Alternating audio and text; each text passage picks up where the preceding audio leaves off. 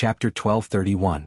Only after scabs and scars were formed did the true meaning of time settle down.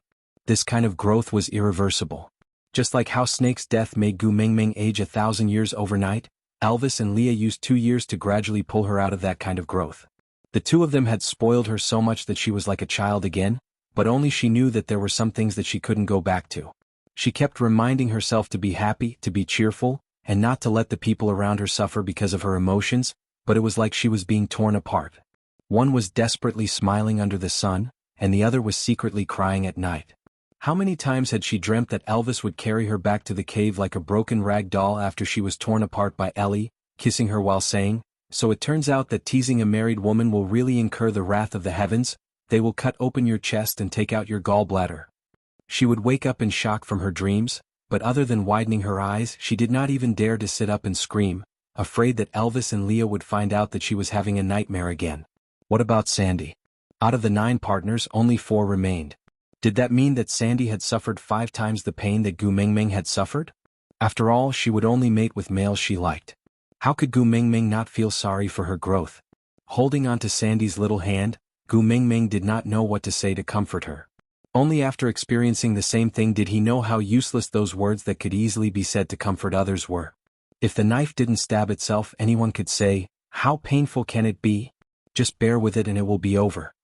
Sandy replied with a smile, "Don't worry, I'm fine now." Gu Mingming jumped out of Elvis's arms and hugged Sandy. "Yeah, I believe you." Sandy hugged Gu Mingming back and heaved a deep sigh, as if all the grievances she had been suppressing in her heart for a long time had been released. He then sat up straight and continued, "My current idea is to choose a few strong people from the wolf beasts. It would be best if they could break through the 3rd level and enter the 4th level after mating. This way, after all of you leave after the dry season, Huda and Jianghu will have their own people to use. At that time, with their identities and my partner's strength, I believe that no one in the wolf clan will dare to have second thoughts." Gu Mingming chuckled and said, "You said you want to increase the power of your family, but you are actually trying to form a marriage alliance with the wolf clan, right?" Sandy smiled lightly and said, "The marriage is true, but it is also true that he wants to increase the family's strength. I'm taking the initiative to discuss this with you because I'm afraid you'll overthink things." Gu Mingming pinched Sandy and said, "I am already imagining things." Sandy shook his head and said, "Don't think too much." Gu Mingming said, "Elvis is the wolf king and he is my partner. To the wolf tribe, this is already the most beneficial marriage. You really don't have to suffer." Sandy smiled and said, "But you won't be staying in Sodor forever, so I, who has a close relationship with the Wolf King's family, am the most suitable candidate for marriage? Anyway, I was going to choose a new partner anyway. Because of your relationship with Elvis, my range of choices as a half-orc female has become much wider. In other words, I am the one who has the upper hand. Why do you look like I'm the one who suffered a loss?" Chapter 1232. After returning from Sandy's house, Gu Mingming snuggled into Elvis's chest and asked, "Is the matter with the wolf clan troublesome?" Elvis shook his head. "The wolf tribe has nothing to settle. I'm the wolf king, they don't dare to disobey me. So, I'm just going to tell them my rules unilaterally. It's not difficult at all. Strength reigns supreme, simple and violent. That's good too, at least they won't take up too much of your time." Gu Mingming leaned against Elvis's chest and said nonchalantly, "How would Elvis not know what she was worried about?" "Worried about Sandy?" he asked calmly. Gu Mingming nodded. Elvis said, "No matter which wolf beast Sandy mates with, as long as I am alive, no one will dare to bully her. So you don't have to worry." Gu Mingming pouted and said, "But what if the other party's character is not good? What if he's a scumbag?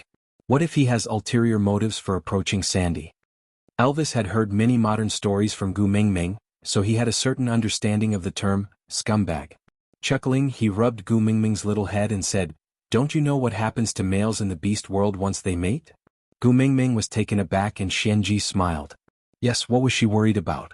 Once a male in the beast world mated, it was equivalent to completely abandoning his ego and getting closer to the way the female liked him. Elvis and Leah were the same, Bode and Colin were the same, even Nina's eagle beast partner Quentin was the same. Scumbag? There was no such thing. With that thought, Gu Mingming felt much better. Objectively speaking, Sandy's thinking was mature and rational.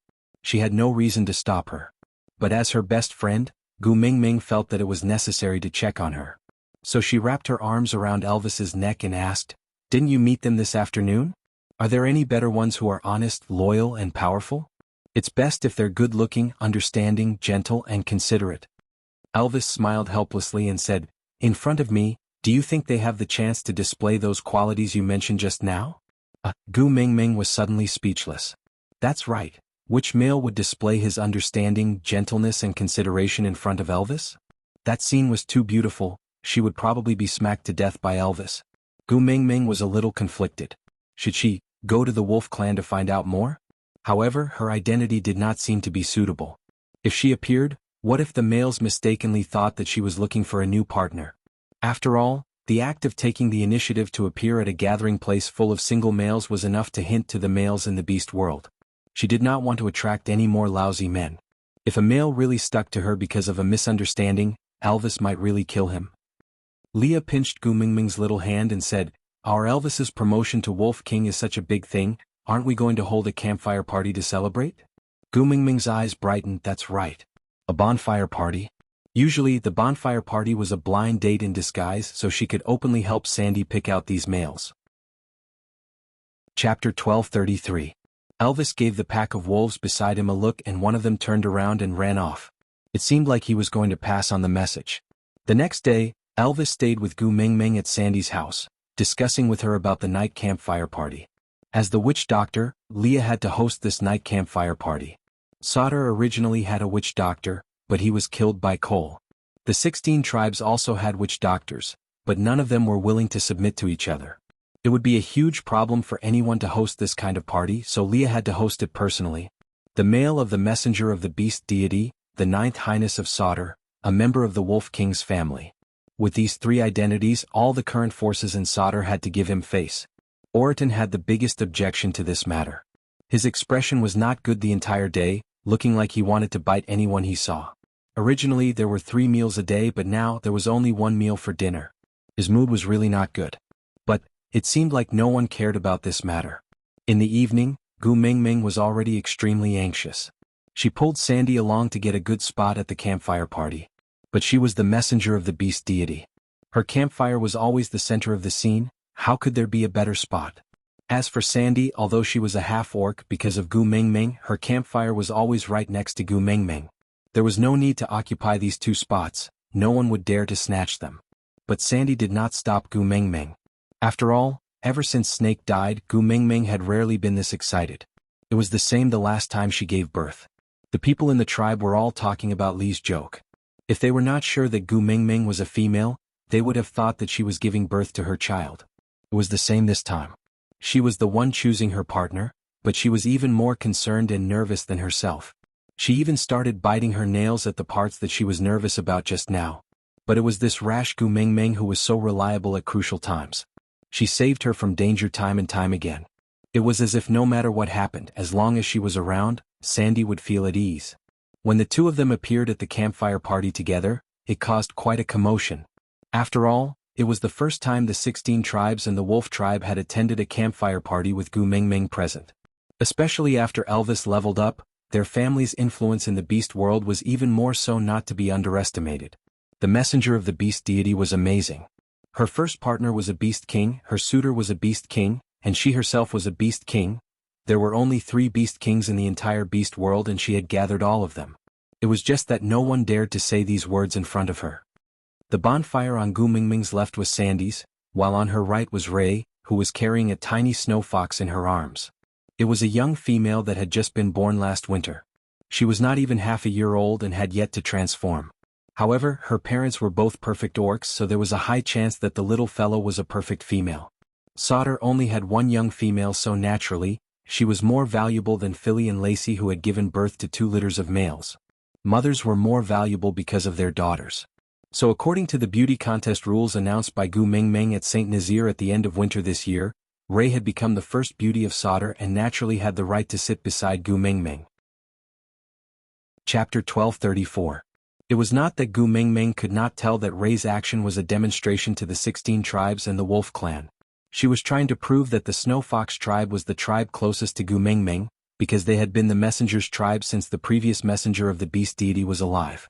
Now that their 9th highness was the messenger's partner, the young females of the Snow Fox tribe had the right to ask the messenger to bestow a name upon them. This was the reason why Gu Mingming firmly rejected Oakley when he asked her if she wanted to unify the beast world. Once you were in a high position, you would never be able to break away from disputes. All the scheming would revolve around you and there was no way to avoid it. But, if she rejected Rei's request today, then the little female in her arms would suffer for the rest of her life because of the false accusation of not being liked by the emissary. Because not being liked by the messenger of the beast deity was equivalent to not being cared for by the beast deity. Who would dare to want such a female? Sighing, Gu Mingming reached out her arms and said, "Let me hug you." Rei was overjoyed as he handed the young female to Gu Mingming. Ha! It felt so good. The pure white and soft fur was so soft that the little fellow felt comfortable from Gu Mingming's touch. He squinted his eyes and raised his head, letting out a low purr. He wrapped his tail around his body and curled himself into a ball, nestling in Gu Mingming's arms obediently. He stuck out his little tongue to lick Gu Mingming's fingers from time to time, looking obedient and cute. Gu Mingming could not bear to let go after hugging him like this. After all, her sons were all grown up. Knowing that Sandy had once thought of choosing one of the three brothers to be her child husband, she no longer dared to casually carry other people's male cubs. Furthermore, although Leah and Elvis often transformed into their beast forms to satisfy her furry fetish, honestly speaking, the big fox and the little fox could not be compared in terms of cuteness. Everything was the same. The smaller the cuter. Looking at the little fellow in her arms, Gu Mingming's entire being warmed up and she did not bother about Rei's little thoughts anymore. I wasn't prepared for your sudden question. I'm not good at naming things anyway. Rei could not help but frown, her face full of disappointment. Gu Mingming chuckled and continued, "So, let's just copy it. In our world there was a fox who was famous for her beauty and was a household name. I think this little fellow will definitely be more beautiful than her when she grows up, so I might as well steal her name and use it." The messenger of the beast deity was helping her child snatch a name. And it was snatched from the beast god's world. Both of Rei's eyes lit up. Gu Mingming smiled and teased the little fox. "How about calling you Daji?" Squeak, squeak, squeak, the little fox squeaked. Gu Mingming glanced sideways at Rei. After all, Gu Mingming did not understand fox meowing. Rei laughed so hard that she almost cried. She knelt on the ground and kowtowed to express her gratitude. Daji said that she likes this name very much. "Thank you, Lord Messenger, for giving me this name." Gu Mingming gave Rei a hand and said, "All right, the name has been decided. You can carry the child back." Rei pursed her lips, lowered her eyes and said carefully, Is there anything else?" Gu Mingming was displeased. She did not like people who pushed their luck. Chapter 1235. Damn. She was eyeing her son, wasn't she? Gu Mingming's eyes widened, feeling incredulous. In fact, her son was only 2 years old this year.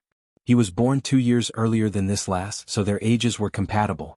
But the problem was that her son was already a first-level orc and looked like 2 high school students, while the one in her arms should still be biting on a pacifier and wearing a diaper.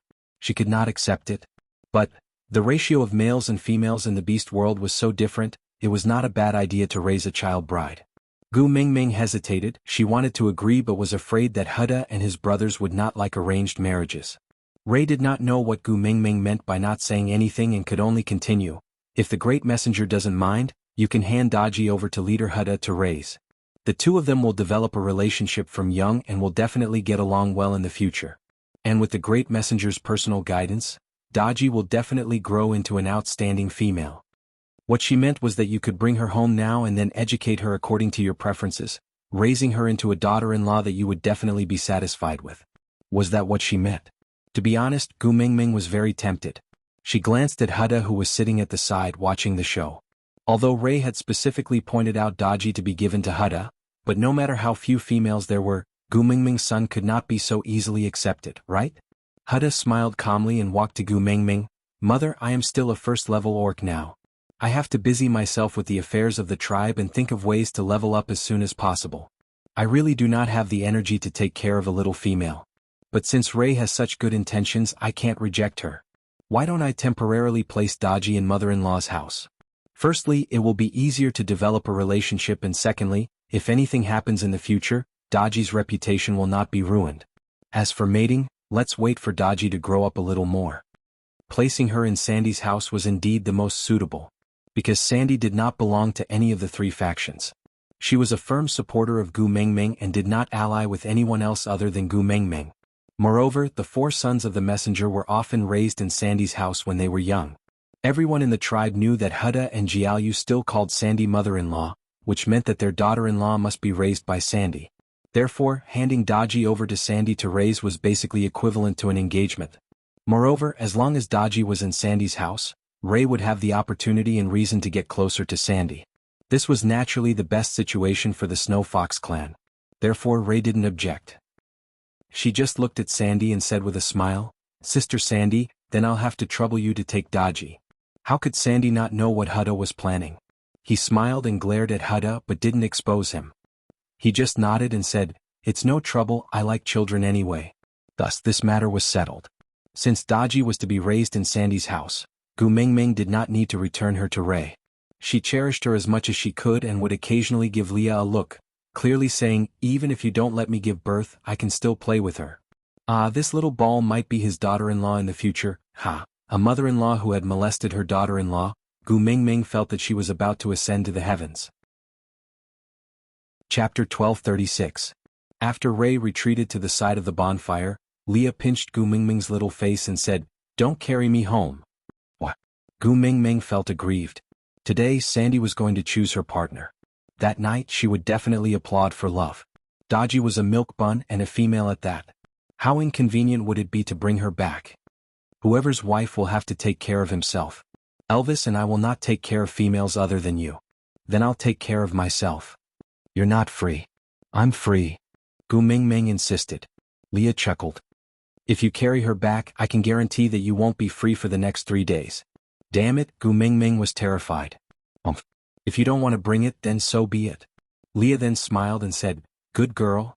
With that, Leah walked to the middle of the field surrounded by the bonfire. Today's bonfire was purposely lit in such a manner. The original 9 Snow Fox females in Solder, the 42 females from the 16 tribes, plus Sandy and Gu Mengmeng made up a total of 53 bonfires that formed a huge circle.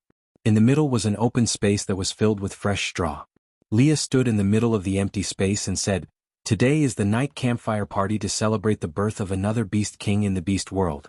Thank you, beast deity, for bestowing us with strength. Thank you, messenger, for bringing us towards hope. Thank you, Lord Beast God. Thank you, Lord Messenger." The continuous shouts made Gu Mengmeng feel like she was in a cult. He smiled awkwardly and didn't say anything. Leah waited for everyone to shout their slogan a few times before gesturing for them to stop. Then he continued, "Solder has grown a lot in these 2 years with many new members. We can take this opportunity to learn from each other and get to know each other better. At the same time, we can also develop some rapport." After Leah finished speaking, he smiled devilishly. This smile made all the males present immediately understand what was going on. The raging flames of war spread in an instant. All the males became eager and rubbed their fists and palms together. Even Elvis tensed up his muscles due to the atmosphere, having the desire to rush up and kill. Gu Mengmeng poked Elvis and he cleared his throat awkwardly. "It's my battle instinct, I'm used to it." Gu Mengmeng did not say a word and just turned to look at Leah. Leah continued, "Solder now has 53 females. No other tribe in the beast world can compare to Solder. But warriors, you were born in such a happy tribe and you are still single? Isn't this a kind of humiliation?" 2 male instincts, the attack instinct and the mating instinct. Just flirting with any one of them could cause a huge commotion, but Leah easily flirted with both of them. If a male could still remain calm, that would really be a miracle. Chapter 1237. Gu Mengmeng chuckled. Lee's words could not be any more direct. In other words, it was, "Whoever dares to have any designs on Gu Mengmeng, I will let Elvis smack you to death." Single males were at most 3rd level and he, a 4th level beast, could easily deal with them. But he would not go up and directly use Elvis, the Beast King, to crush everyone. Haha, I want to see who has the guts to play tricks in front of the King of Hell. If everyone has no problems with the rules, then let's start the competition between 1st level beasts. After Leah gave the order, Hutta and Jiayu went up first. Gu Mengmeng was dumbfounded. What was going on? Her son was only 2 years old. Who was he going to confess to? She looked down at the soft and adorable little Daji in her arms. Damn. Hutta, why are you going up? Don't you already have a wife? Before Gu Mengmeng could figure it out, Hutta and Jiayu were already fighting. After all, they were blood-related brothers and had a tacit understanding when they fought. Every attack was clean and it looked very exciting. But neither of them was injured, not even a scratch. She did not know if it was because of their statuses, but the audience cheered. After the two brothers fought for a while, Jiaoyu's gaze coupled with a series of attacks that were obviously a setup, and Huda was held down by Jiaoyu. Jiaoyu wins. Leah had already returned to his seat beside Gu Mengmeng, announcing his victory with the attitude of a parent watching his own child play. Jiaoyu walked in front of Leah and scooped a bowl of food from the pot before walking towards one of the campfires. He knelt down on one knee and placed the stone bowl on the ground. Then he conversed with a female. As the distance was too far, Gu Mengmeng could not hear them clearly. She only knew that after a while, Jiaoyu returned with the stone bowl and a little lion in his arms. "Mother-in-law, let me raise my wife in your house too." Jiaoyu blinked his eyes that were so similar to Gu Mengmeng's and smiled. "You can't just be nice to Huda. I have been calling you mother-in-law for so many years, my wife has to be raised by you too." Gu Mengmeng smiled. Gu Mengmeng was dumbfounded. Wasn't her son too mature? Sandy sighed and said, "All right, since you've asked, how can I refuse?" Jiaoyu sniggered and said, "I knew that mother-in-law dotes on me the most." With that, Jiaoyu sat beside Gu Mengmeng and placed the little lion on her lap. "Mum, my wife doesn't have a name either. Give her one." Ah. Gu Mengmeng could not keep up with her son's pace. Jiaoyu laughed. "It can't be, mother? She's obviously your daughter-in-law. Isn't it too obvious that you're biased?" "No, Mom, there are so many people watching. If you can only name Big Brother's wife and not me, then people will definitely say that I'm raised by a stepmother in the future.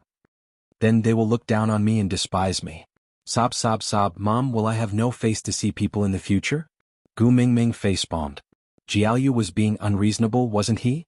He took a deep breath and said, I'll take it, all right?" Gu Mengmeng carefully recalled all her memories of lions, but she really could not remember which lioness was famous. Wait a minute, there really was one. "Here." Gu Mengmeng said, "She's the most famous lioness I can think of." Jiaoyu asked curiously, "What's she most famous for? Is it also her beauty?" Gu Mengmeng shook her head and said, "No, she's most famous for her father. Her father is the Lion King Simba." Digression. Chapter 1238. Haha, good. You're like me, a second generation who can depend on your father, right? Jiaoyu poked Kiara with a smile. "Hey little wife, remember your name is Kiara. I will call you Xiaoya in the future. Do you hear me? Mm. Oh, Kiara cried out in a childish voice. No one knew what she was trying to express, but it was rather cute. Gu Mengmeng lowered her head to look at the two daughters-in-law in her arms. Damn, it felt like she was hugging a kitten and a puppy. Damn, it was supposed to be Sandy's choice of partner. Why did it suddenly become her choice of daughters-in-law? Alright, Mum, you can play with these two daughters-in-law first. If it's not enough, ask second brother and Kanwu to find another two for you." With that, she patted her butt. "Let Daddy Leah accompany you. I will host this sparring session." With that, Jiaoyu walked to the arena and took over Lee's job, starting to host the sparring session. With Huda and Jiaoyu throwing out a brick to attract Jade, the first-level orcs who were initially too shy to go on stage became much more lively. But basically no one dared to confess. Because everyone was very clear that today's sparring session was to display their strength to the other two tribes. After tonight, the leadership of Sauter would be decided. Even if the females would really accept new partners, they would definitely not be these first-level orcs. But none of the three forces were willing to lose, so even if it was just a first-level orc sparring session, it was still very exciting. By the time Gu Mengmeng regained her senses from the fact that she suddenly had two daughters-in-law, it was already the second-level orc sparring session. On the stage, a wolf and a tiger were locked in a fierce battle. This was a battle between the 16 tribes and the wolf clan. Fights between males were mostly bloody and brutal. But if they did not fight this battle, it would be really difficult to deal with the three parties who would not submit to each other. They were males and their relationships were formed through fighting. As long as they did not kill each other, they would become friends after fighting. Moreover, she had seen too much of Little Shits and Elvis's fighting style, so she did not feel any psychological burden watching these sparring sessions. And Jiaoyu was very smart. He grasped the timing very well. Once one party lost the ability to attack, he would immediately declare the winner, not giving the other party any chance to kill each other. In the end, the tiger won. Elvis expressed his indifference towards this because he did not care whether the wolf clan was the leader in Sauter or not. However, the people of the wolf clan were very upset because they felt that they had lost face for their king. The tiger's injuries were not light either. He dragged his limping legs and scooped up a stone bowl of food. He walked to Gu Mingming and stood firmly looking at her. As he stood there, the entire place fell silent. Brave warrior. A true warrior. No, he might become a martyr. Elvis narrowed his eyes and sat up straight. A second-level tiger beast was really too small in his eyes, but he would not belittle any male who coveted Gu Mingming. The tiger beast panted and was about to speak when Gu Mingming gestured for him to stop. Gu Mingming tried her best to comfort him. Some words can't be taken back once they've been spoken. Think about it carefully and speak after you've thought it through. This world is so beautiful, why do you want to die? Chapter 1239. It was a false alarm. Gu Mingming heaved a sigh of relief and her heart was finally at ease. Elvis and Leah also relaxed their grim expressions and sat back in their comfortable positions. Everyone who was holding their breaths all laughed softly. Only the tiger beast, who was holding the bowl, did not understand and just looked at Gu Mingming, waiting for her reply. After being relieved, there was a wave of awkwardness. She thought that he was going to confess to her and her own husband almost killed him. How embarrassing. Clearing her throat, Gu Mingming pretended to be calm and said, "It's not a problem to bring you back to St. Nazir, but I can't guarantee that Mandy will accept you. It's alright, I will always work hard." The tiger beast said confidently. Gu Mingming smiled and nodded. "Since that's the case, you don't have to wait for me. You can head straight to St. Nazir tomorrow morning. When you reach there, look for Barit and tell him that I asked you to go." With that, Gu Mingming took out a piece of snake scale and threw it to the tiger beast, saying, "This is a keepsake. Barit recognizes it. With this, he won't make things difficult for you." That piece of snake scale was given to Gu Mingming by Ellie previously. There were crooked simplified Chinese characters carved on it, and it was something that Gu Mingming had secretly copied from Snake. Barit had seen it before and Gu Mingming had kept it on her for so long. Barit would definitely believe that it had Gu Mingming's scent on it. "Thank you, great messenger." The tiger beast gave a simple and honest smile, then put away the snake scales like a treasure and left the bonfire party. He could not wait for tomorrow morning. He wanted to find Mandy now. After this small blunder, the competition between the second-level orcs became more intense. The wolf beast won 6 of the 8 rounds in a row and only stopped after regaining his reputation in front of Elvis. The last was the main event, the competition between the third-level orcs. Gu Mingming shifted her butt to sit beside Sandy, saying, After sizing them up for so long, did you take a fancy to any of them? I'll get Jianghu to help you blow the black whistle." Sandy was amused by Gu Mingming's teasing and said, "Do you still think that this competition is really to strengthen our relationship? All 3 parties were competing with each other. If you really let Jianghu blow the black whistle, it would be even harder for him to convince the masses in the future. What's more, the reason I'm choosing my partner this time is to improve my family's strength. I don't want a male who can only win by blowing a black whistle." Gu Mingming thought for a while and nodded. "That's true, we don't want that kind of embroidered pillow." "That's right." Sandy chuckled as he turned his attention back to the sparring field. The first to fight was Arnold of the Snow Fox clan against Hodgson of the Wolf clan. Chapter 1240. Lee's words were directed at Gu Mingming, but his eyes were looking at Elvis, obviously having a playful intention. Elvis said coldly, "No. I won't use Xiaomeng as a wager." Leah clicked his tongue and said, "Boring?" With that, he wagged his tail and leaned into Gu Mingming's arms, asking, "Mingming, who do you think will win?" Gu Mingming said nervously, "I don't know, both sides are the cream of the crop, it's hard to tell who will win." Leah chuckled and said, "Then who do you hope to win?" This was the first battle between the third-level orcs. The outcome would determine the future direction of Sauter. Gu Mingming face-bombed and looked at Leah with a headache, saying, "Why don't we stay in Sauter for a while?" "All right." Leah and Elvis had never questioned Gu Mingming's decision and just followed her orders. Rubbing Gu Mingming's temples, Leah asked softly, "Do you feel heartache for throwing such a complicated situation to Huda and Jianghu?" Gu Mingming nodded. In her eyes, this situation was giving her a headache. How difficult would it be for the 2 children to move forward? To put it nicely, he was the leader, but he did not have any power of his own. He had to rely on Jianghu's identity as the messenger's son to act as a mediator. Luckily Huda and Jianghu were of the same mind, or else these 2 children would have been eaten alive. It was no wonder that Sandy felt heartache for using herself as a marriage alliance, just to help these 2 kids earn some bargaining chips. Leah pinched Gu Mingming's little nose and said, "If you want to stay in Sauter, we will stay. If you want Elvis and I to solve these problems, we will. But there is no place in this world where people are not complicated, you can't protect them forever." I understand the logic, but isn't that the identity of a mother? Never able to stop worrying for your own children. Sigh, raising a child for 100 years but worrying for 99 years. Leah did not say anything more and just gave Elvis a look. Elvis then took over Gu Mengmeng from Lee's hands and continued to massage her temples. Meanwhile, Leah took over the fruit platter and used his sharp fingernails to cut the fruits into small pieces that were suitable for one bite. He then sent them into Gu Mengmeng's mouth piece by piece.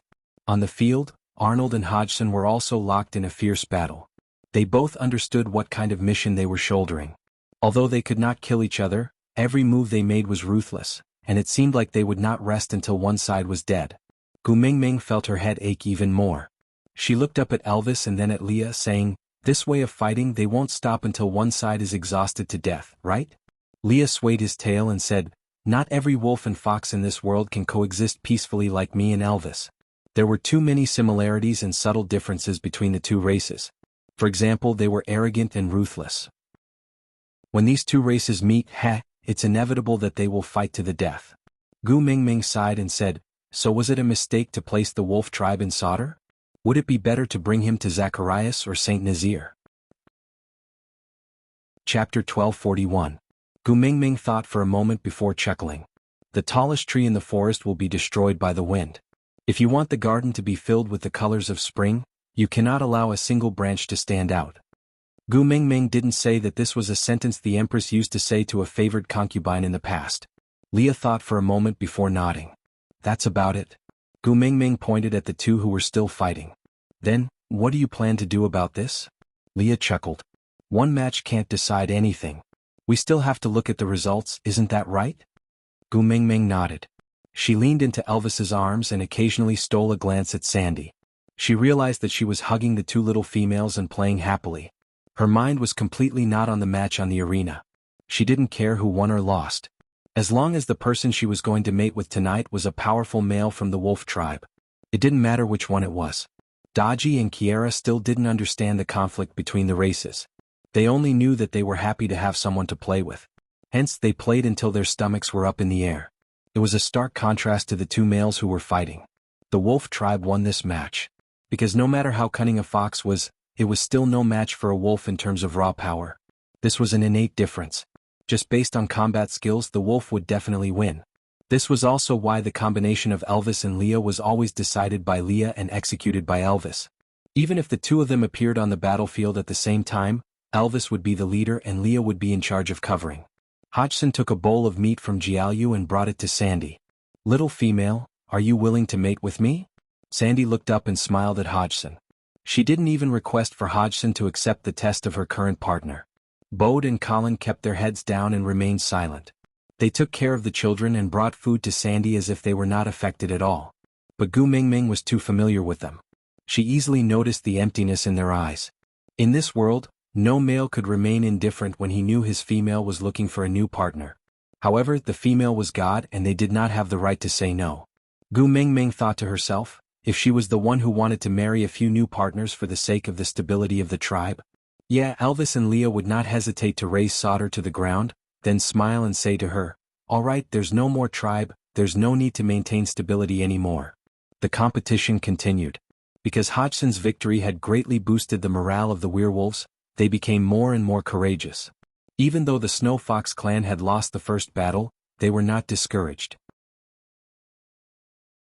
Chapter 1242. Gu Mengmeng stared at Leah with a face full of disbelief. Leah chuckled. Daji from the Snow Fox tribe, Kiera from the 16 tribes and Sandy's wolf tribe partners. Don't you think this distribution is too balanced? You mean? Lee's gaze was crafty, reflecting the sparks from the bonfire. His smile was full of praise.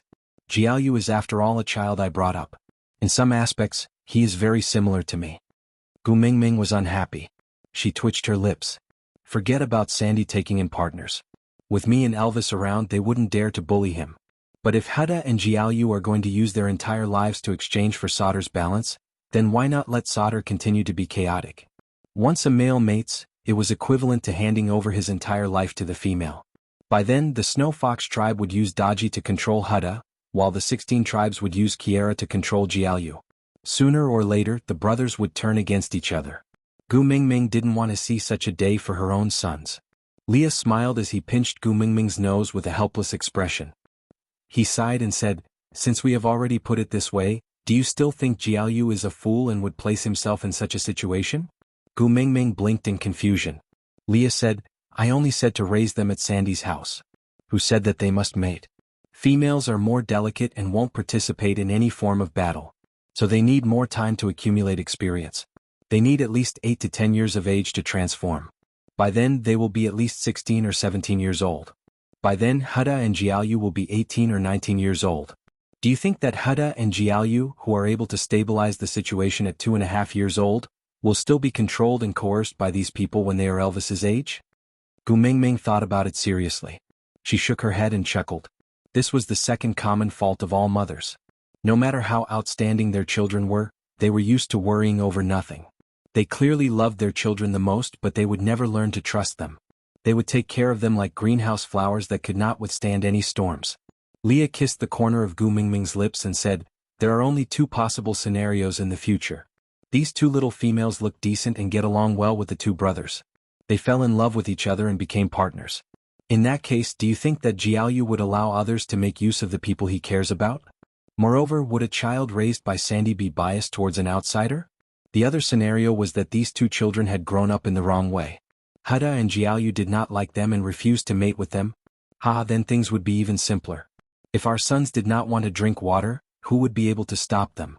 Furthermore, who in this world would have the guts to force the sons of 2 beast kings to mate? Thinking about it this way, it made sense. It was just that Gu Mingming felt rather apologetic for making use of the 2 females. Hence, in the days that followed, Gu Mingming, the model mother-in-law of the beast world, treated Daji and Kiera especially well. As there was a competition segment at the night campfire party, it lasted until very late. Gu Mingming, who had not stayed up late for many years, finally collapsed in Elvis's arms in exhaustion. She had originally wanted to help Sandy with the matter of finding a partner, but in the end she was not of much help. Sandy basically accepted all the wolf beasts that confessed to her. It was not that she did not want to go, but it was really, there were several times when he was at the door, but he heard indescribable sounds coming from inside. He had no choice but to turn around and leave. Gu Mingming propped her cheeks and suddenly looked at Elvis resentfully. "Do you wolf beasts not know how to be tender to women? It's been 7 days. Are you going to make Sandy die in bed?" Elvis was baffled by her scolding. He rubbed his nose and smiled helplessly.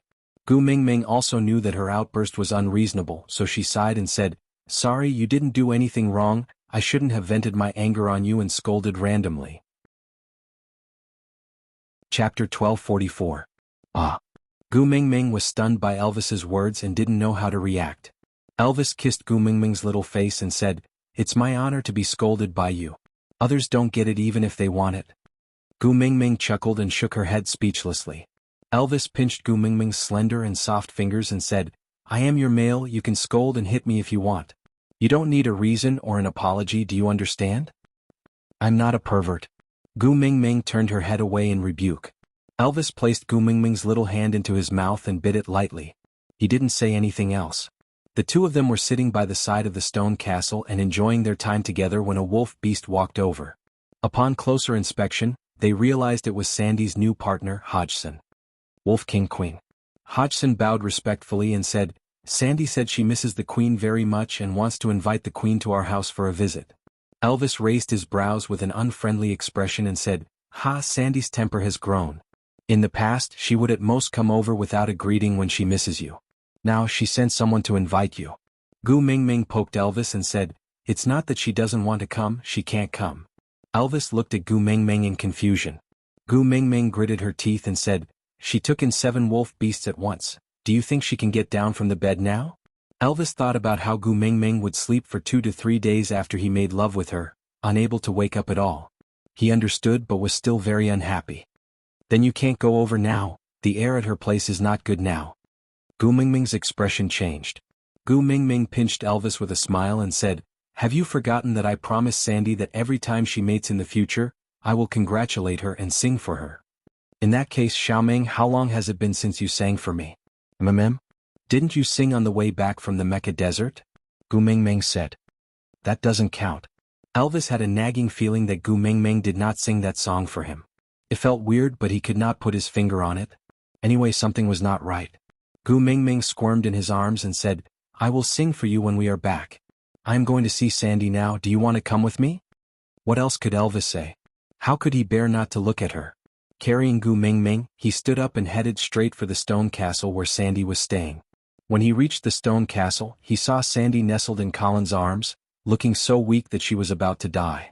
Bode was holding a stone bowl and feeding her carefully mouthful by mouthful, his eyes filled with heartache. The moment she looked up and saw Gu Mingming, a smile finally appeared on Sandy's face. Her eyes brightened and she wanted to wave her hand to call Gu Mingming over, but realized that she could not even lift her arm. She opened her mouth, but her throat could no longer make a sound. She could only shrug her shoulders weakly and smile helplessly. Gu Mingming jumped down from Elvis's arms and sat beside Sandy. She then glanced at Bode and he immediately passed the bowl in his hands to Gu Mingming. Gu Mingming took the stone bowl and said while feeding Sandy, "The sun is just nice outside. Go get some thick beast skin and lay it at the door. I want to bask in the sun with Sandy." He immediately lowered his head and said sullenly, "But Sandy chose her own partner. Oh, so if one day Sandy doesn't want to live anymore, will you let her die?" "That won't do." Colin looked up and was so anxious that he was tongue-tied. Gu Mingming pointed at the bear mark on Sandy's chest and said, "Your mark is on her chest and you are the most powerful person in the family.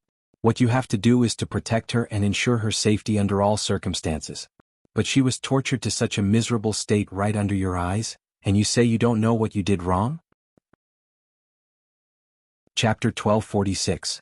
There's a next time? Gu Mingming glared at Colin. Colin did not know why he was being glared at again. He pointed at the wolf beast beside him and said, "The 5 of them have not mated yet." This time it was Gu Mingming's turn to be stunned. After 7 days they only mated with 2? Damn it. Inhuman. Gu Mingming turned back to look at Elvis in shock. Elvis chuckled and bit Gu Mingming's earlobe. He whispered into her ear, "Now you know how much control I have over myself?" F***K. Every time she was tortured by Elvis and Leah, it was as if every bone in her body had been disassembled and reassembled. And it was actually the result of control. Gu Mingming felt so tired. She ignored Elvis and just looked at Colin. She sighed and said, "Didn't I say it the last time? If you can't protect Sandy, I will bring her away." Gu Mingming, I know I was wrong. I really know I was wrong. Colin immediately admitted defeat and promised, "In the future when they mate, I will sit at the side and watch. If Sandy can't take it anymore, I will immediately stop and bring her away. I won't let her suffer anymore. I beg you, don't bring Sandy away." The 7 wolves looked at each other. When they first arrived at Sodder, they had already inquired about the general situation here. They knew that Sandy and the Queen were on good terms. They also knew that this 4th-level bear Colin had once been the messenger's guard and was now Sodder's strongest fighter. Because of his protection, the 2 young masters were not so passive in Sodder. In these 7 days, other than Hodgson and Jerry who had mated with Sandy and did not know what was going on outside, the other 5 wolves had witnessed Colin's ruthlessness. They all had a tacit understanding not to offend Colin after mating. But who could tell them what was wrong with this coward now? Gu Mingming did not care about what they thought. She just lowered her head and held Sandy's little face asking, "Sandy, is your throat sore? Do you want to eat yellow sauce?" Sandy knew that Gu Mingming was feeling sorry for her. She was afraid that she would be bullied by her new partners because of her good temper, so she came to show them her power. She wanted to tell them that the person supporting her was the messenger of the beast deity, Gu Mingming. Although she felt that Colin was innocent, Sandy still nodded cooperatively. Her little eyes were filled with grievance. Gu Mingming nodded her head, her heart aching for him. Then when she looked up at Colin, her smile changed. Colin stared blankly for 2 seconds, then immediately said, I know the yellow needle beasts. I'll get you some yellow gravy. I will only take half from each nest. I promise I won't kill them all." Only then did Gu Mingming reply with a lukewarm, "Yeah." Colin turned around and ran away as if he had just been pardoned. Gu Mingming's gaze turned and landed on Bode. She grinned and Bode's hair stood on end. He could not help but take half a step back and lowered his head. "Great messenger, I know I was wrong too. As long as you don't take Sandy away, I'll accept any punishment you say." "Bode, you are Sandy's first partner, but how much longer do you plan to stay in the 2nd rank?" Gu Mingming's words hit the nail on the head, making Bode speechless. When he first mated with Sandy he was only a level 1 orc. It was only after experiencing so many battles in the past 2 years that he finally rose to level 2. Even so, compared to his current family members, level 2 was still not enough. In the beast world, being weak was a sin. Chapter 1247. But apart from accumulating experience, opportunities were also very important for a male to level up. Fighting with all their might, some could easily level up, while others couldn't even advance to the next level. And Bode just happened to belong to the second category. Even before he met Gu Mingming, he had been longing to level up so that he could protect Sandy from Nina. But now, even after fighting with all his might, he had only advanced from the first level to the second level. Gu Mingming sighed. I know someone who might be able to raise your fighting abilities, but the method must be cruel and the process must be painful. I'll go. Bode blurted out almost without hesitation. His gaze landed on Sandy's worried face. Bode smiled as he knelt down on one knee and caressed Sandy's little face. You'll be fine with Colin and the rest taking care of you. No matter how hard it is, I will ascend to become your pride as soon as possible. I will not let others say that your first partner is a useless piece of trash. Be good, alright? Sandy knew that every time someone used Bode's level to make fun of her, Bode would feel sad in his heart. She knew that Bode was already working very hard, and she didn't think that being a second-level beast was something to be ashamed of. But Bode was a male. He had his pride that he had to protect. Sandy's throat couldn't speak. She could only hold Bode's hand and look deeply into his eyes. Bode had been partners with Sandy for many years. He could understand her intentions just by looking at her. He kissed her face. Don't worry. I will not let Joseph and his brothers lose their father. I will be back as soon as possible. Sandy finally nodded. But her gaze was still reluctant to part. Bode looked up at Gu Mingming. Great messenger, please tell me. Where should I go to find this person you mentioned? Gu Mingming replied. Zacharias, Peter. A place and a person's name didn't need any more words. Bode hugged Sandy tightly. He planted a heavy kiss on her forehead before leaving without looking back. Gu Mingming hugged Sandy. Don't worry. Xianxia and Xuanhuan are there. Nothing will happen. Sandy smiled at Gu Mingming. She knew that Gu Mingming's arrangement was for her own good. It was also the best situation for Bode.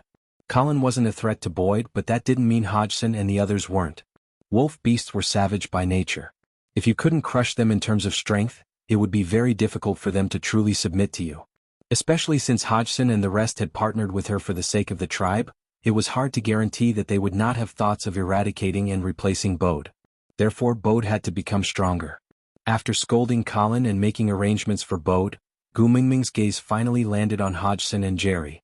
The two of them were still in a state of shock from Colin and Bode's scolding.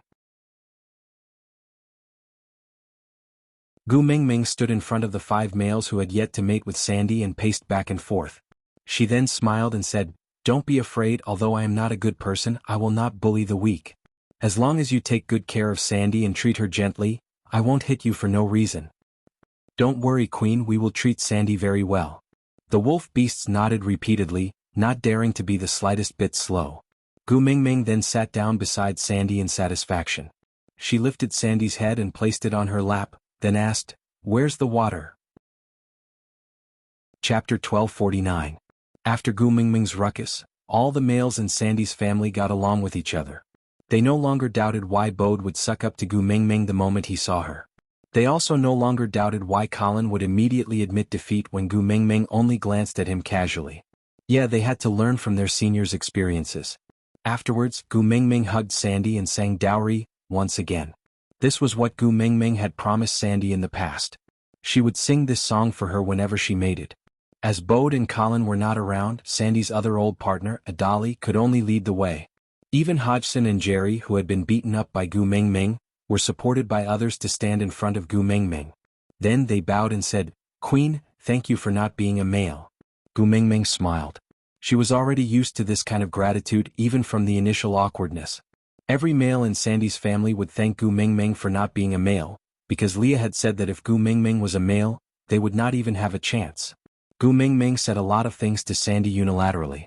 Sandy clearly could not open her mouth to reply, but the two of them still communicated smoothly by nodding, shaking their heads, smiling and frowning. They chatted happily. When Colin returned with all his bags, he saw 2 of the 7 new wolf beasts sitting at the entrance of the cave on their last breaths, while the other 5 were eagerly waiting on Gu Mingming and Sandy. If Colin had watched court dramas before, he would have thought of an adjective, little eunuch. You're back. Gu Mingming felt refreshed after beating up Sandy. Her smile was much brighter when she greeted Colin. Colin did not hold a grudge against Gu Mingming for teaching him a lesson just now. He just gave her a silly smile and hurriedly mixed the honey into water. He brought out 2 cups, one for Sandy and one for Gu Mingming. Yes, Gu Mingming had a special cup at Sandy's house. After Colin returned, Gu Mingming then handed Sandy over to him to take care of. She then told him about Bode's situation before following Elvis back to the stone castle. Sandy's body needed at least half a month to recuperate. Moreover, there were still 5 wolf beasts waiting to mate with her. She probably would not have the time to take care of Dodgy and Kiera before the dry season ended. Meanwhile, Elvis and Leah were adamant that these 2 females must not be brought back to the stone castle. Hence, they could only let their respective fiancés take care of them. Hutta would often have a soft and cute little snow fox lying on his shoulder, docile and obedient. On top of Jiaoyu's head would lie a little lion. Its big eyes were intelligent, lively and adorable. The 3 factions had reached an unprecedented level of harmony because they had managed to rope in Hutta, Jiaoyu and Sandy respectively. They were unwilling to do anything that could break the alliance, and so the situation quickly turned in Hutta and Jiaoyu's favor. After listening to Li's analysis, Gu Mingming started to relax. She believed that she had always felt that Jiaoyu and Hutta could not handle it because of maternal love, and had treated them like children. After a few peaceful days, Elvis and Leah walked out of the stone castle alone one night. Leah, you have to level up as soon as possible, Elvis said in a low voice. Chapter 1250. Elvis looked at Leah with a serious expression, forcing Leah to retract his playful smile. Frowning, he locked his long and narrow eyes on Elvis's face. Is there anything you're planning that I don't know about? Elvis sighed. I know that becoming the Beast King will attract a pack of wolves and become an unmanageable problem, but I still want to be the Beast King.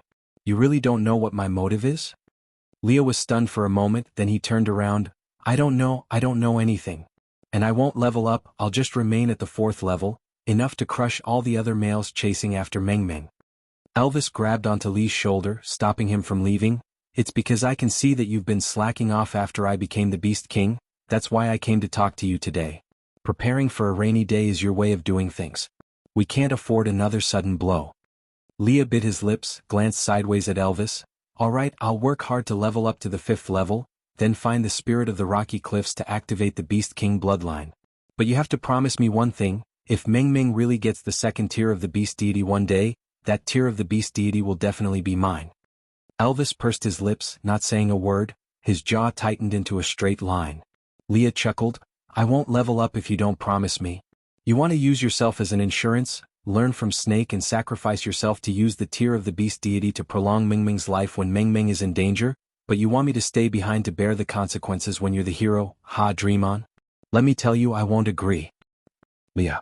Elvis frowned. Leah rarely said such irrational words. He was angry. Elvis could clearly feel the anger and uneasiness behind his smile. Leah slapped Elvis's hand away and said, It's not like you don't know how upset Mengmeng was when Snake died. Let me tell you, I don't have the courage to face Mengmeng again. I don't want to see Mengmeng in such pain ever again. So, if you want to give Mengmeng an insurance policy so that she can live longer in case of an emergency, then I will be the insurance. With that, Leah poked Elvis's chest with his slender fingers and said word by word, You're her first partner. You should be the one to shoulder the more difficult things. Let me, the beast pet, do the small matter of dying. Elvis nodded. But the person Xiaomeng likes the most is you, and the person who knows how to make her happy is also you. If one of us has to die in exchange for her safety one day, then the one she likes more should be the one to stay alive, isn't that right? Elvis smiled bitterly and said, Moreover, didn't you always say that you regretted giving Xiaomeng to me back then, causing you to lose her one and only? If I die in the future you can have Xiaomeng all to yourself again. Chapter 1251. Elvis clenched his fists and lowered his hands. Did not dare to ask. He was afraid that Xiaomeng would be put in a difficult position. He was afraid that Xiaomeng would admit or deny. He was even more afraid that Xiaomeng was so smart and could see through his intentions. She would know that he was trying his best to advance to Beast King so that he could use his own life to prolong hers when she was in danger again. He did not want to be helpless when she was on the brink of death again. But this was a selfish decision. Death was such an easy thing. The one who was forced to live was the one who would be tortured. Wasn't Snake's death already demonstrated once? Leah was right. He used himself as the golden elixir to save Gu Mengmeng and became a hero. But Leah, who stayed behind to comfort Gu Mengmeng, had to endure her unbearable pain. He was not afraid of death, but he was afraid of Gu Mengmeng's frown. Leah suddenly stopped in his tracks. He turned around and smiled at Elvis. You also know that I am a fox. Elvis was stunned for a moment. He did not quite understand what Leah meant. Leah placed an arm on Elvis's shoulder. He smiled slyly. It is in my nature to be sly. What should I do? I don't like things to develop in a direction that is not beneficial to me. Elvis held his forehead. Speak properly. Leah swayed his tail. He stood up straight. There are two ways. One, do as I say. I will work hard to advance to the peak of 5th level. Then we will look for the spirit of the rocky cliffs for me to activate the Beast King bloodline. If anything happens, let me be the second tier of the beast deity. I will go in and wake Meng Meng up now. I will tell her your plan and let her teach you a lesson. Elvis hesitated but pretended to be calm. You said that it will only make Xiaomeng sad. You won't do anything that will make her sad, right? Leah shrugged. I'm not the one doing the things that will make her sad. If I don't report what I know, I will be treated as an accomplice. So you decide. Do you want us to work together and hide this matter? Or do you want me to be a traitor and betray her? Leah. Elvis felt rather helpless. Other than fighting, it was too difficult for him to win Leah. Leah flipped himself over and stood side by side with Elvis. His shoulders leaned against the wall and the moonlight elongated their shadows. He said calmly, if I also level up to become a Beast King, then there will be 3 Beast Kings in the entire Beast world, all gathered in our house. Under such circumstances, if someone wants to hurt Xiaomeng, what do you think the probability of success is? Elvis understood that Leah was right. 1 Beast King was already invincible. If 3 Beast Kings worked together, no one in the Beast world could hurt Gu Mengmeng in front of them. Even now, he had enough power to protect Gu Mengmeng and prevent anyone from hurting her. But the memory of the last time Gu Mengmeng was on her last breath and he could only kneel on the ground and cry blood was too clear.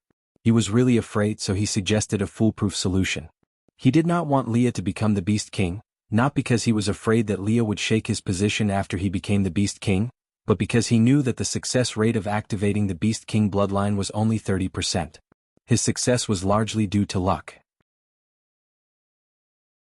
Chapter 1252. If you don't choose, I will go in and call Meng Meng. Leah said and was about to enter the house. I promise you. Elvis instinctively pulled Leah back, but the moment he said that, he gave a bitter laugh helplessly. I, the first partner, am still being led by the nose by you. Leah chuckled. That's because you know what I said is right and my strategy has always been the most comprehensive. Don't worry, Meng Meng is a female that I have spent a lot of effort to get back. Unless I have no other choice, I can't bear to abandon her to die. Elvis nodded. The best scenario is that the two of us can protect her forever and not let her get hurt. Leah nodded and said, all right, there's nothing else, right? If you are willing to stay here and admire the night view, you can continue. I am going in to hug my Meng Meng to sleep. Elvis chuckled and didn't reply. He just followed Leah back into the stone castle. Perhaps their worries were groundless, or maybe it was because Gu Mengmeng's near-death experience had such a huge impact on them that after experiencing the fear of losing her, they could no longer bear to see her get hurt or bleed. So if she had a nosebleed, they would almost go crazy. If she had a thorn in her hand, their hearts would ache for a long time. So before they found the love of the sky, they would never let her have children. Gu Mengmeng didn't know about the conversation between Elvis and Leah. The latter part of the dry season was busier. Sauter's tribe was now more than 10 times its original size, and the population was increasing exponentially. That well was still not enough to supply everyone with water. Eventually they could only collect water by family, with those with cubs taking priority.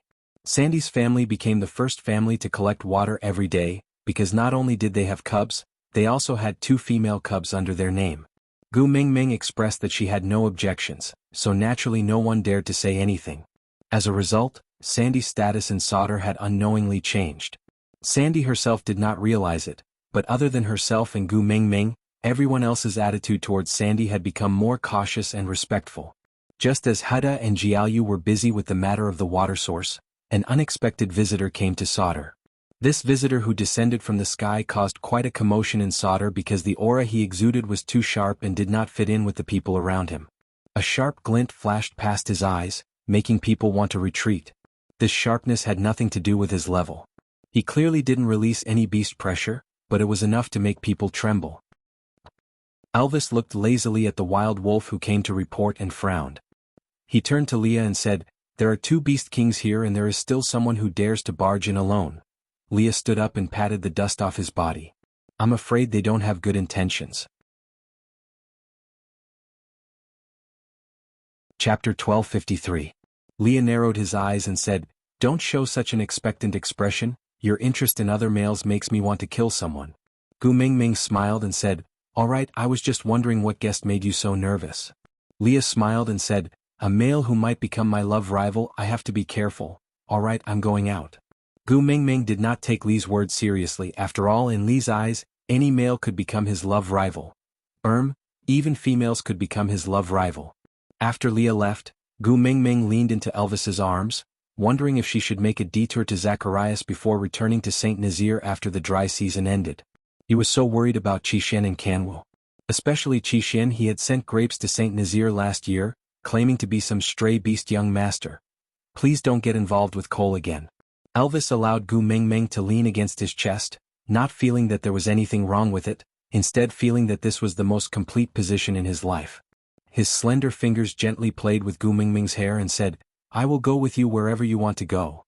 Elvis did not say that if it was really that person, Gu Mingming would not be able to go to Zacharias or return to St. Nazaire.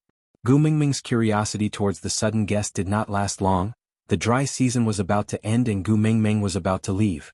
Her 2 sons were busy dealing with all sorts of matters in the tribe, especially with the 3 factions fighting each other openly and covertly. It was a complete mess. Luckily, the 2 brothers worked well together, and although they could not handle things as easily as Leah, they could at least achieve a stable victory. Gu Mingming did not want to cause trouble for her sons, so she spent most of her time with Sandy. After all, their mating ceremony had already been completed and the 2 cute daughters-in-law were staying at Sandy's house, so there was nothing wrong with Gu Mingming visiting them often.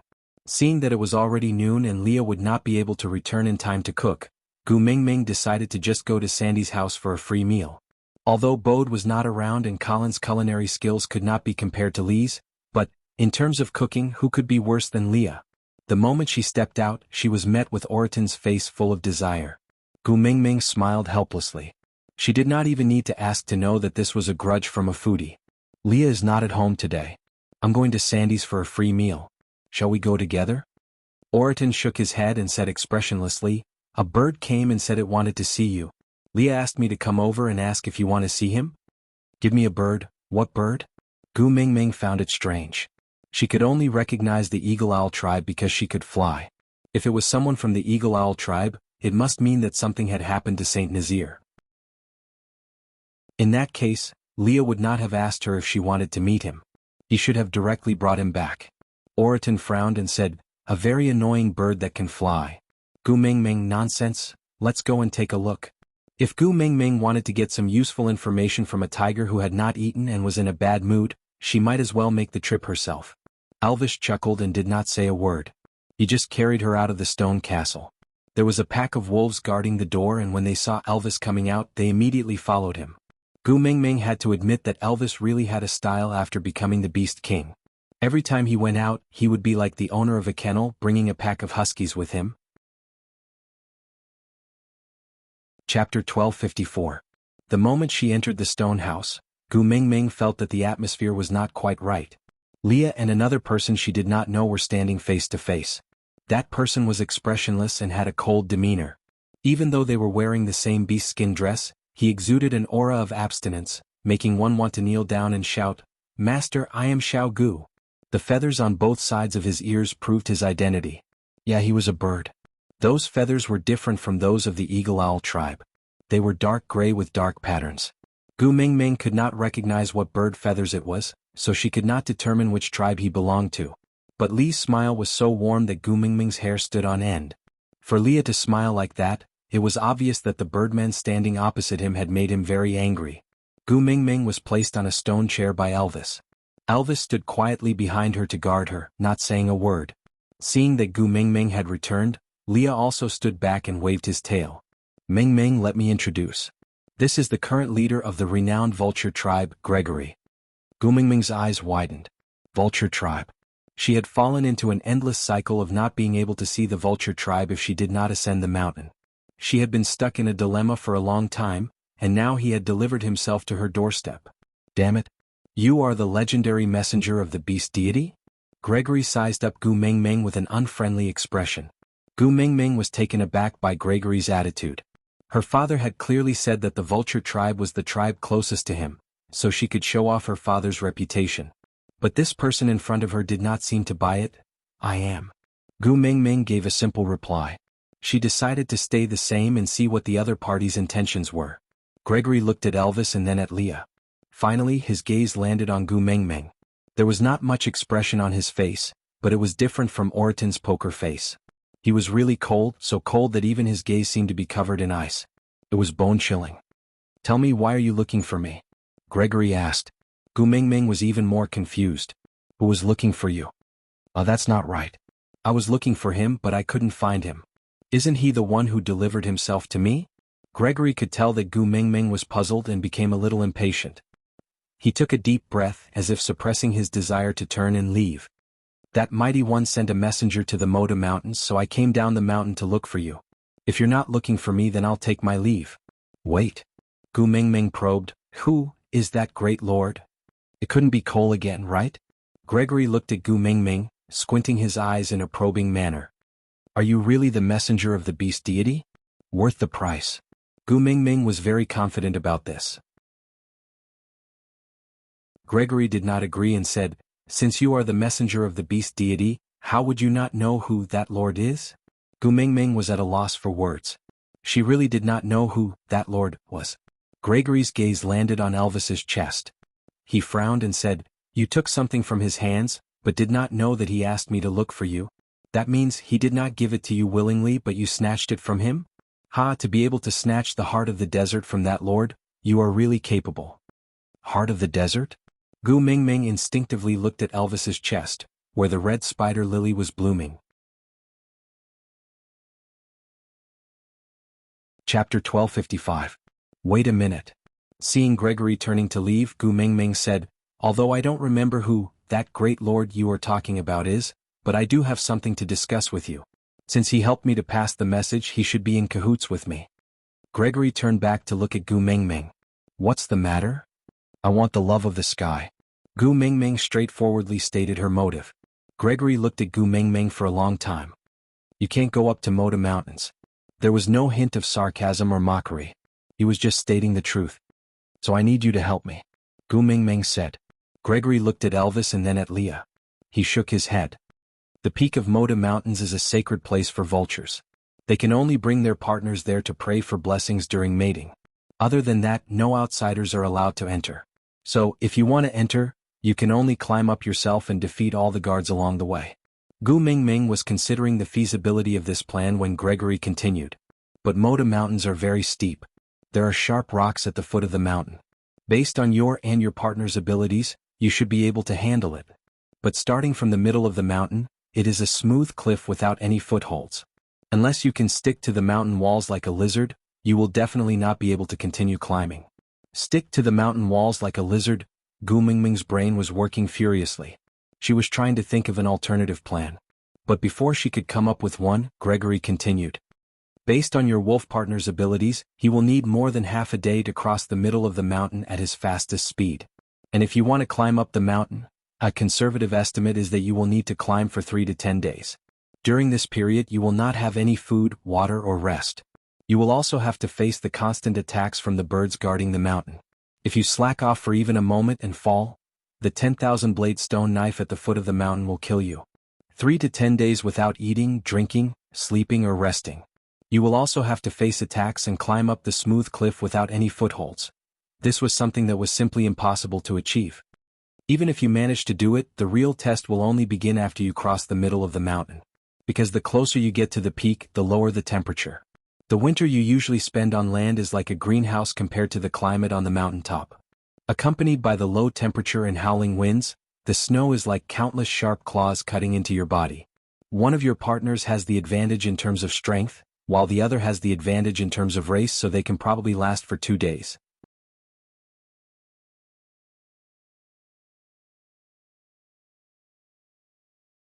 Gregory coldly snorted and said, "You don't even know who that lord is, yet you want to use such ridiculous words to scare me? You're tuning in to the Sword Dance in the Vast Sky YouTube channel. Don't forget to subscribe and join us on this journey to catch the most captivating stories.